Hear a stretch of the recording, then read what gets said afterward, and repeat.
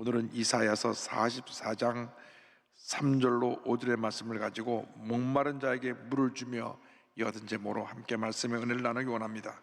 많은 사람들이 마치 목마른 자가 물을 찾아 헤매듯이 모든 것이 갈급한 시대에 살아가고 있습니다. 코로나19가 장기화되면서 영세 소상인들은 하루하루 살아가기가 힘들다고 말합니다. 물질에 대한 갈급함이 있습니다. 빨리 코로나가 끝나야 영업이 제대로 돼서 물질적인 어려움이 없을 텐데 수입이 마땅치가 않으니까 매달 월세 내기도 어려운 것입니다. 또 많은 젊은이들이 일자리를 찾아다니고 있습니다. 일자리에 대한 갈급함이 있습니다. 가정이 편치 않고 가정에서 상처를 많이 받은 사람들은 화목한 가정에 대한 갈급함이 있습니다. 특별히 요즘은 젊은이들이 결혼하지 않고 혼자 사는 사람이 많이 늘었습니다. 혼자 살다 보니까 편한 것입니다. 결혼해서 가정을 꾸리고 자녀를 돌보는 것, 아이고 지금까지 힘든 사회에 있어서 어떻게 살아가나. 그래서 아예 결혼도 포기하고 혼자 살아가는데, 그러나 혼자 살아가니까 마음에 외로움이 있습니다. 공허한 마음이 있습니다. 그 공허한 마음을 채워줄 것을 찾고 있습니다. 마음에 모두가 갈급함이 있는 것입니다. 또 교회를 오래 다녀도 은혜를 받지 못한 사람은 그 영혼에 갈급함이 있는 것입니다. 이 모든 갈급함을 채워줄 수 있는 분은 우리 주 하나님 한 분밖에 없습니다. 먼저 갈급함을 해소해주시는 하나님에 대해서 함께 말씀을 나누기 원합니다. 이사야 44장 3절은 말씀합니다. 나는 목마른 자에게 물을 주며 마른 땅에 시내가 흐르게 하며. 주님 말씀하십니다. 내가 목마른 자에게 물을 주리라. 메마른 땅에 시내가 흐르게 하리라. 주님만이 우리의 모든 갈급함을 채워주십니다. 물질의 갈급함, 육신의 갈급함, 마음의 갈급함, 영혼의 갈급함을 채워주실 분은 우리 주 하나님 한 분밖에 없습니다. 외로움의 고통과 괴로움 속에 살아가는 그 마음의 갈급함을 채워줄 분도 우리 주님 한 분밖에 없는 것입니다. 주님만이 모든 문제의 해결자가 되시고, 주님만이 우리의 구원자가 되시고, 주님 우리의 처음이 되시고 나중이 되시고 우리의 모든 것이 되십니다. 할렐루야. 이사야 44장 6절은 말씀합니다. 이스라엘의 왕인 야훼, 이스라엘의 구원자인 만군의 야훼가 이같이 말하노라. 나는 처음이요 나는 마지막이라. 나 외에 다른 신이 없느니라. 나 외에 다른 신이 없느니라. 주님만이 참신이 되시고, 주님만이 우리의 구세주가 되시고, 주님만이 우리의 모든 것이 되시는 것입니다. 날마다 주님을 찾고 또 찾고 또 찾고 주님을 믿고 의지하는 여러분 되기를 바랍니다. 그럼 우리는 모든 절망에서 구원함을 받게 되고 주님의 풍성한 은혜 가운데 살게 될 것입니다. 아모스 5장 4절은 말씀합니다. 야훼께서 이스라엘 족속에게 이와 같이 말씀하시기를 너희는 나를 찾으라. 그리하면 살리라. 너희는 나를 찾으라. 나를 찾으라. 나를 찾으라. 그리하면 살리라. 주님을 찾으면 우리는 살게 되는 것입니다. 사람을 따라가서 무엇인가 얻으려고 하면 오히려 그것이 내게 올무가 되고 실패와 상처가 될 때가 많이 있습니다. 물질을 따라가 살다 보니까 물질이 오히려 나를 더 큰 근심에 빠지게 합니다. 세상 쾌락을 따라 살다 보니까 몸과 마음이 다 망가지고 문제 속에 빠지게 되는 것입니다. 주님만이 우리의 살 길입니다. 주님만이 우리의 구원자가 되시고 주님만이 우리를 모든 갈급함에서 해소시켜 주실 것입니다. 언제나 주님의 음성에 귀를 기울이고 그 음성 앞에 결단하고 순종하여 하나님의 영광에 살아가는 여러분 모두가 되기를 주님의 이름으로 축원합니다. 축원합니다. 그런데 이 갈급함을 해소시켜 주시기 위해서 주님께서 우리에게 성령을 부어주십니다. 둘째로 성령을 부어주시는 하나님에 대해서 함께 생각해 보기 원합니다. 우리의 갈급함을 해소하고 승리의 삶을 살아가기 위해서 반드시 성령 충만함을 받아야 합니다. 오늘 이사야 44장 3절에 이와 같이 약속합니다. 나의 영을 내 자손에게, 나의 복을 내 후손에게 부어주리니. 마지막 때에 성령을 모든 믿는 자에게 부어줄 것을 요엘서 2장 28절 29절에 이렇게 예언하고 있습니다. 그 후에 내가 내 영을 만민에게 부어주리니 너희 자녀들이 장래일을 말할 것이며 너희 늙은이는 꿈을 꾸며 너희 젊은이는 이상을 볼 것이며 그때 내가 또 내 영을 남종과 여종에게 부어줄 것이며. 성령을 부어주리라. 성령을 부어주어서 젊은이들이 마음에 꿈과 비전을 갖고 내일을 바라보고 나갈 수 있게 해주시고 줄 것이고, 나이 많은 사람들도 거룩한 꿈을 갖고 앞만 바라보고 주님의 영광에서 살아가게 만들어 줄 것이다. 이 같은 성령의 은혜가 우리에게 임해야 되는 것입니다. 내 힘과 내 능력으로는 우리가 이 세상을 승리하며 살아갈 수가 없습니다. 우리는 부족합니다. 연약합니다. 미완성 작품입니다. 주님만이 모든 것을 완전하게 만들어 주시고, 주님만이 우리를 승리의 사람으로 이끌어 주시고, 주님만이 우리를 은혜의 자리로 이끌어 주실 것입니다. 그렇게 되기 위해서 우리는 반드시 성령의 충만함을 받아야 됩니다. 성령이여 우리에게 임하시옵소서. 성령이여 우리에게 임하시옵소서. 성령의 충만함으로 우리가 무장하여서 우리 배에서 생수의 강이 흘러넘쳐나는 것 같은 큰 은혜를 우리 모두가 체험해야 될 것입니다. 요한복음 7장 38절 39절에 예수님께서 말씀하셨습니다. 나를 믿는 자는 성경의 이름과 같이 그 배에서 생수의 강이 흘러나오리라 하시니, 이는 그를 믿는 자들이 받을 성령을 가리켜 말씀하신 것이라. 주여 이 성령을 지금 내게 부어주옵소서. 성령이 내게 임하여서 내 배에서 생수의 강이 흘러나가게 하여 주옵소서. 염려 것이 걱정이 다 떠나가 버리고 주의 은혜와 축복과 치료와 회복의 은혜가 우리 모두에게 임하게 하여 주옵소서. 성령의 은혜가 내 마음속에서 강물처럼 넘쳐나게 하여 주옵소서. 성령 충만만이 모든 문제 해결인 것입니다. 첫째도 성령 충만이요, 둘째도 성령 충만이요, 마지막도 성령 충만인 것입니다. 사도 바울이 에베소 5장 18절에 이와 같이 에베소 교회에 권면합니다. 술 취하지 말라, 이는 방탕한 것이니 오직 성령으로 충만함을 받으라. 성령으로 충만함을 받으라. 성령으로 충만함을 받으라. 할렐루야. 이 성령으로 충만함을 받으라, 이 말씀은 진행형입니다.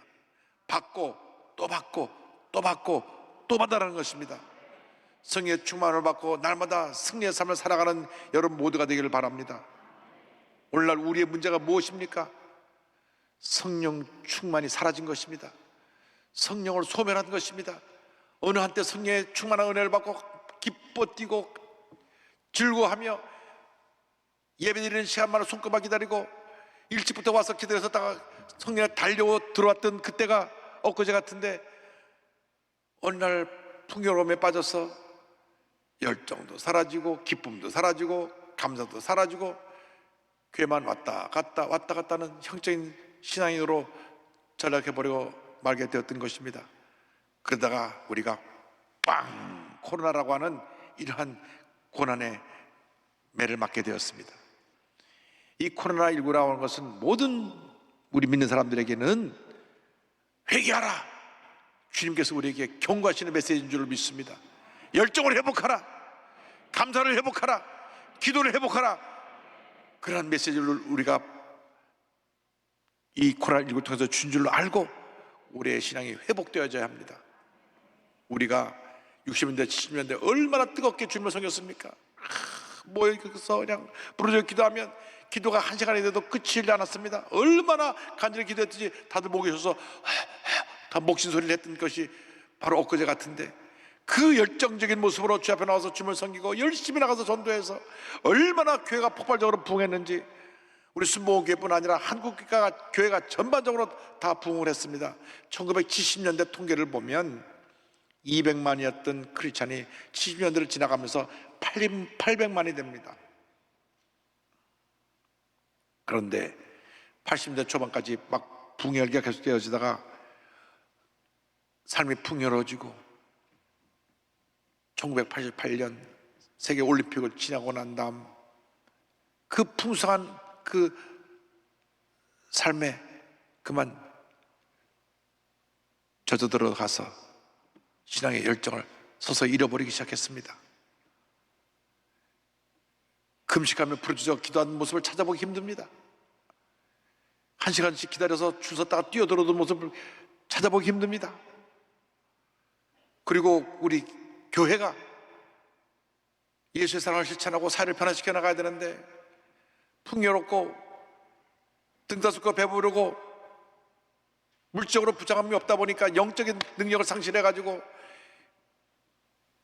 교회에서 분쟁이 일어나고 교회가 갈라지고 교단이 갈라지고 그래서 많은 문제가 생겨났습니다.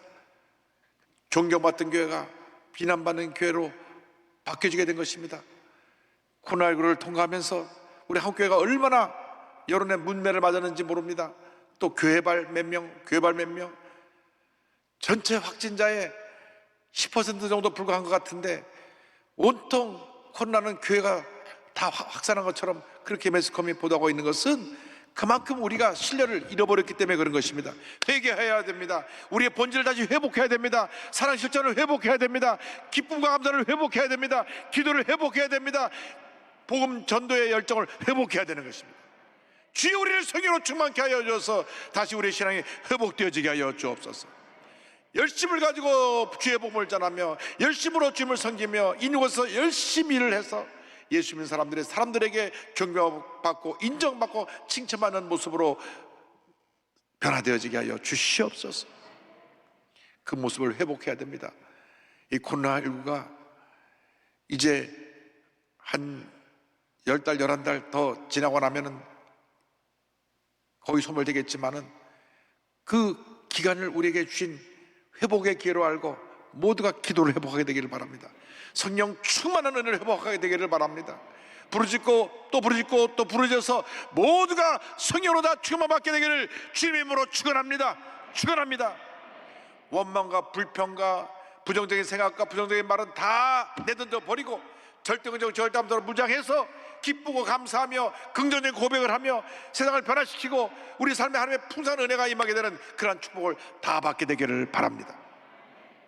성령으로 충만하게 될 때 주님은 우리를 존귀히 만들어 주십니다. 존귀히 여김받게 하시는 하나님에 대해서 함께 생각합니다. 이사야 44장 5절입니다. 한 사람은 이르기를 나는 야훼께 속하였다 할 것이며 또 한 사람은 야곱의 이름으로 자기를 부를 것이며 또 다른 사람은 자기가 야훼께 속하였음을 그의 손으로 기록하고 이스라엘의 이름으로 존귀히 여김을 받으리라. 하나님께 속한 자는 하나님 앞에서 존귀의 여김을 받게 되는 것입니다. 예수를 믿기 전에 우리가 어떤 삶을 산 것이 중요한 것이 아닙니다. 예수를 믿고 난 그 순간부터 우리 삶이 완전히 달라졌습니다. 새로워졌습니다. 변화된 존재가 되었습니다. 주님 앞에 존귀 여김을 받는 그한 귀한 하나님의 자녀가 된 것입니다. 이사야 43장 4절은 말씀합니다. 내가 내 눈에 보배롭고 존귀하며 내가 너를 사랑하였은즉 내가 내 대신 사람들을 내어주며 백성들이 내 생명을 대신하리니. 성경은 말씀합니다. 내가 내 눈에 보배롭고 존귀하다. 주님 보시기에 우리가 보배롭고 존귀하다고 성경은 말씀하고 있는 것입니다. 여러분 보통 사람이 아닙니다. 주님이 우리를 보배롭고 존귀하게 보십니다. 그래서 주님이 우리의 산업과 소득이 되어주시고 내 분깃을 지켜주시는 것입니다. 시편 16편 5절 6절입니다. 야훼는 나의 산업과 나의 잔의 소득이시니 나의 분깃을 지키시나이다. 내게 줄로 재어준 구역은 아름다운 곳에 있으며 나의 기업이 실로 아름답도다. 할렐루야. 주님이 나의 산업과 나의 소득이 되어주시고 나의 분깃을 지켜주신다고 성경은 말씀합니다. 이스라엘의 성군 다윗 왕이 그 일생을 뒤돌아보면서 감사한 시편 23편을 보면 주님이 목자가 되셔서 일생을 이렇게 은혜 가운데로 인도했음을 고백합니다. 야훼는 나의 목자시니 내게 부족함이 없으리로다. 그가 나를 푸른 물밭에 누이시며 쉴만한 물가로 인도하시는도다. 내 영혼을 소생시키시고 자기 이름을 위하여 의의 길로 인도하시는도다. 내가 사망의 음침한 골짜기로 다닐지라도 해를 두려워하지 않을 것은 주께서 나와 함께 하심이라. 주의 지팡이와 막대기가 나를 안위하시나이다. 할렐루야, 할렐루야. 주님께 모든 영광 올려드립니다. 목자 되신 주님만 믿고 의지하고 따라가시기 바랍니다. 주님께서 한평생 여러분을 책임져 주실 것입니다. 주님께서 모든 위험과 어려움에서 건져주시고 모든 질병에서 우리를 강건케 만들어 주셔서 건강한 몸으로 주님을 섬기게 하여 주옵시고 손대는 일마다 형통하게 되게 만들어 주실 것입니다. 주님만이 우리의 피난처가 되시고 복의 근원이 되십니다. 시편 16편 1절로 3절입니다. 하나님이여 나를 지켜 주소서. 내가 주께 피하나이다. 내가 야훼께 아뢰되 주는 나의 주님이시오니 주밖에는 나의 복이 없다 하였나이다. 땅에 있는 성도들은 존귀한 자들이니 나의 모든 즐거움이 그들에게 있도다. 주님이여 나를 지켜주소서. 내가 주께 피하나이다. 내가 주께 피하나이다. 주님만이 나의 피난처가 되시고 나의 반석이 되시고 나의 요새가 되시고 나의 구원이 되시는 것입니다. 주님만 믿고 의지하고 나가는 여러분 모두가 되기를 바랍니다. 주님을 믿고 주님 기뻐하시는 삶을 살아가면 우린 시냇가에 심은 나무에 복을 받게 되는 것입니다. 시냇가에 나무가 심겨져 있으면 이 뿌리가 깊이 물줄기에 닿아 있어서 가뭄이 와도 이파리가 시들지 않냐고 철을 따라 많은 열매를 맺게 되는 것입니다. 시편 1편 3절에 그같이 고백합니다. 그는 시냇가에 심은 나무가 철을 따라 열매를 맺으며 그 잎사귀가 마르지 아니함 같으니 그가 하는 모든 일이 다 형통하리로다. 할렐루야. 결국 하나님께서 인정하시는 의인의 삶은 형통하게 되고 악인의 삶은 심판받아 멸망하게 될 것입니다. 그래서 시편 1편 결론은 6절에 이와 같이 말씀하고 있는 것입니다. 무릇 의인들의 길은 야훼께서 인정하시나 하나님께서 인정하시고 복주시나 악인들의 길은 망하리로다. 할렐루야. 주님 안에서 복받은 인생을 살아가시기를 바랍니다. 내게 맡겨진 삶의 문제 깨달아 알아서 그 가명을 잘 감당하고 주의 뜻을 이루기 위해서 최선을 다하며 살아가게 될 때 하나님께서 하늘을 물려주사 넘치는 복으로 채워주실 것입니다. 우리는 하나님 보시기에 존귀한 자입니다. 적당히 아무렇게나 살면 안 됩니다. 하나님을 기쁘시게 하는 삶을 살아야 됩니다. 학생들은 공부를 해도 열심히 공부해서 하나님의 영광을 나타내고, 사업을 하는 사람도 사업을 열심히 해서 사업을 통해서 하나님의 영광을 나타내고 그 물질로 선교하고, 또 의사는 사람 치료하고 고치는 데 최선을 다해야 되고, 변호사는 억울한 일 당한 사람들 바로 변호해서 억울한 일 당하지 않게 해야 되고, 공무원들은 국민들을 잘 섬겨야 되고, 그렇게 하나님 앞에서 바로 서서 일을 하면 하나님이 그 삶이 형통하게 만들어 주시는 것입니다. 여러분, 주님 앞에 보배롭고 존귀하게 쓰임받는 주님의 귀한 자녀들이 다 되기를 바랍니다. 성령 받고 변화되면 그 같은 삶을 살아갈 수 있게 되는 것입니다. 제가 최근에 이재철 목사님 책을 좀 여러 권 읽으면서 또 설교를 들으면서 많은 은혜를 받았습니다. 이재철 목사님 정혜주 사모님의 간증을 드리기 원합니다. 2005년부터 2018년까지 100주년 기념교회 담임 목사로 사역하시고 2018년 11월 달에 목사님 은퇴하셨습니다. 한국 목사들에게 귀감이 되시고 존경받는 귀한 목사님이십니다. 지금 시골에 내려가서 그 은퇴하신 후에 목회 2기 사역을 계속하고 계신데, 원래 사업하시던 사업가였습니다. 그러다가 주님의 부르심 받고 목사님이 되셨는데, 그 집안이 예수 믿는 집안이라 모태신앙입니다. 모태신앙. 날 때부터 기독교 집안에서 태어난 것입니다. 그런데 어릴 때부터 교회에서 자라났고 성경 말씀을 많이 듣고 하나님에서 알고 있었지만은 영적인 체험이 없었습니다. 그런데 결혼할 때가 되어서 믿음 좋은 자매를 만나 결혼하게 되었는데, 아주 신실한 믿음을 갖고 계시던 그 사모님은 그 당시 이재철 집사님이 모태교인이니까 믿음이 좋은 줄 알고 결혼을 했는데, 알고 보니 이 집사님은 당시 이름만 크리스찬이고 사업을 하면서 호랑방탕한 삶을 살았습니다. 그런데 1984년 8월 2일 새벽 2시, 그날도 술에 취해가지고 새벽 2시에 집에 와서 배를 누르려고 하는데 주문에 집 키가 손에 잡혔습니다.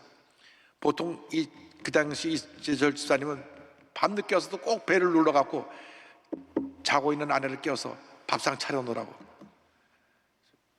밥을 먹어야만 잠을 자는 습관이 있어가지고, 그래서 일부러 배를 눌러서 잠자고 있는 아내를 깨우고 차린 밥상을 꼭 챙겨 먹었다고 합니다. 근데 그날따라 열쇠가 손에 잡혀서 그냥 문을 열고 들어갔습니다. 들어가 보니 아내가 자기를 기다리고 있다가 침대에서 엎드려 자고 있는데, 보니까 그 머리맡에 무슨 노트에 물이 얼룩진 그러한 노트가 보였습니다. 눈물로 얼룩진 노트였습니다. 그래서 무언가 이렇게 노트를 가다 보니까 이런 글이 쓰여져 있었습니다. 나는 오늘도 버스를 타고 수유리 너머로 갔다. 시골길을 하염없이 걸으며 오늘도 죽음을 생각했다. 약을 먹고 죽을까 아니면 손목을 그어 죽을까. 그러나 그것은 내가 취할 길이 아님을 나는 다시 한 번 더 확인하고 되돌아왔다. 나를 살리기 위해 십자가에 돌아가신 주님께서 주님의 뜻을 위해 내게 주신 남편이니 나는 사랑해야 한다. 나는 할 수 없지만 주님께서 사랑하라 명령하심으로 나는 사랑해야 한다. 주님 도와주세요. 나의 약함을 주님께서 잘 아시잖아요. 집사님이 그 글을 읽는 순간 마음과 귀에 큰 북소리가 들린 것 같았습니다. 큰 충격을 받았습니다. 자기가 모태신앙으로 태어나서 하나님에 대해서, 하나님의 사랑에 대해서 그렇게 많이 들어봤지만 다 성경에 기록된 것, 그런 내용으로 알았지, 이렇게 하나님의 사랑을 한 번도 체험해보지 못했다가 자기 아내가 그렇게 자기를 사랑한다는 것을 알고 그 순간 하나님 앞에 꼬꾸라졌습니다. 하나님께서 끊임없이 자기 은혜를 베풀어 주고 사랑하셨음에도 불구하고 주님을 배반하고 세상에서 호랑방탕하게 살았던 것을 회개했습니다. 너무나 자신이 더럽고 추하게 여겨졌습니다. 울고 또 울면서 주님 주님 하는데 누가 뒤에서 와서 저를 이렇게 본인을 이렇게 포근히 안아주는 것이 느꼈습니다. 내 울음소리 듣고 아내가 깨어와서 날 안았나 하고 들여다보니 아무도 없어요. 그래서 계속 주님을 생각하면서 울며 주님 주님하고 기도하고 있는데 다시 누군가 다리를 꼭 안아주면서 이 같은 음성이, 주님의 음성이 마음속에 들려왔습니다. 나의 사랑하는 제철아, 나는 너를 한 번도 버린 적이 없단다. 내가 나를 버리던 순간에도 나는 줄곧 너와 함께 있었단다. 앞으로도 나는 영원토록 너와 함께 할 것이다. 나는 너를 사랑하기 때문이다. 이 순간 완전히 이재철 집사님이 변화되어서 하나님의 사람이 되었습니다. 그렇게 좋아하던 술, 담배를 딱 끊어버리고 밤낮 드럼치고 도박하고 화투하던 거 다 내던져 버리고 새로운 인생, 변화된 인생을 살게 되었습니다. 주변의 사람들이 저 제철이 달라졌네. 그날은 완전히 새로운 삶을 살고 그 이듬해 신학교에 들어가서 그로부터 3년 뒤에 1988년 주님의 교회를 개척해서 목회를 시작했습니다. 목사님께서 믿음의 글 나의 고백이라고 하는 책에서 이와 같이 말씀하셨습니다. 자기를 신봉하는 오만한 자리를 포기하고 겸손하게 주님의 이름을 부르시기를 소망합니다. 헛된 자신의 욕망을 채우기 위함이 아니라 오직 길이요 진리요 생명이신 주님께 자신을 의탁하기 위해 주님의 이름을 부르십시오. 그분의 사랑 앞에 온전히 굴복하십시오. 그 순간 성령님이 여러분의 주인이 되어 진리 안에서 여러분의 생을 전혀 새롭게 빚어 주실 것입니다. 할렐루야! 주님 안에서 새롭게 변화된 인생을 살아가는 여러분 되길 바랍니다. 주 앞에 존귀 쓰임 받는 여러분 되길 바랍니다. 귀하게 쓰임 받고 하나님을 기쁘시하는 인생을 살아가십시다. 지금까지 제가 어떤 인생을 살아온 것이 중요한 것이 아니라 지금 이 순간이 중요하고 이후의 삶이 중요합니다. 지금까지 우리가 알게 모르게 첫사랑을 잃어버리고 잘못된 삶을 살았다면 철저히 회개하고 반성하고 돌이켜서 우리 주님이 가장 기뻐하시는 모습으로 살아가는 여러분 모두가 되기를 주님의 이름으로 축원합니다.